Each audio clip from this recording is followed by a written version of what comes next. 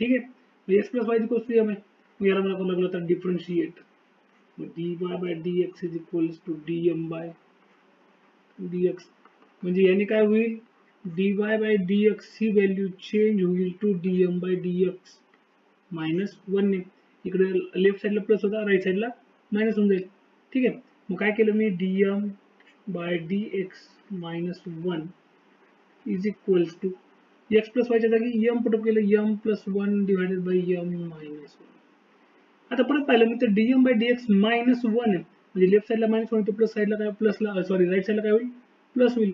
म्हणजे dm by dx is equals to m plus 1 divided by m minus 1 plus 1.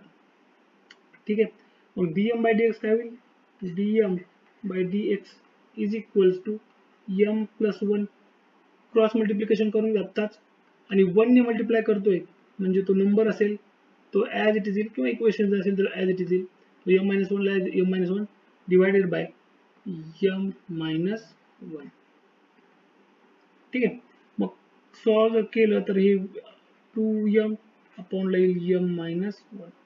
आता पुढच्या स्टेपला काय करू आपण, सेम व्हेरिएबल एक साइड लिहू, that is m minus 1 divided by 2m dm is equals to dx.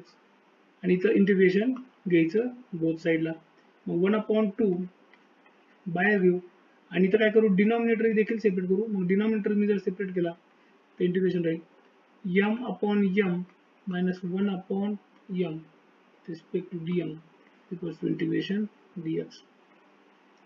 म्हणजे 1 अपॉन 2 सेपरेट करू, 1 upon 2 m into m upon m 1 into dm as it is minus 1 upon 2 ब्रॅकेटच्या बाहेर सेपरेट करा ब्रॅकेटमध्ये each टर्मला 1 upon m dm is equals to integration dx.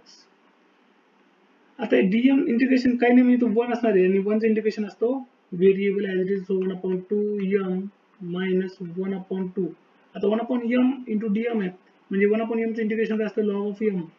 So log of m is equals to x dx integration x plus.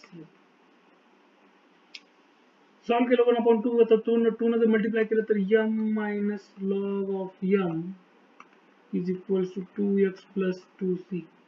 हा c constant होता, त्याला 2 ने multiply केलं फरक पडणार नाही, तो कॉन्स्टंटच राहणार आहे. m ची व्हॅल्यू पुढे आपण आता x plus y minus log of m ची व्हॅल्यू परत येईल x plus y is equals to 2x plus वाटलं असेल याला k म्हणतो किंवा डायरेक्ट कॉन्स्टंट म्हणतो, चालेल. ठीक आहे. मग दिलेली व्हॅल्यू काय करू आपण आता y मध्ये काढून घेऊ. म्हणजे y मध्ये जर काढायचं म्हणजे y इज इक्वल्स टू हा 2x आहे, लेफ्ट साइडचा x राईट साइडला गेलो तो काय करेल मायनस होईल, येईल x plus log of x plus y plus constant k. So this is our answer.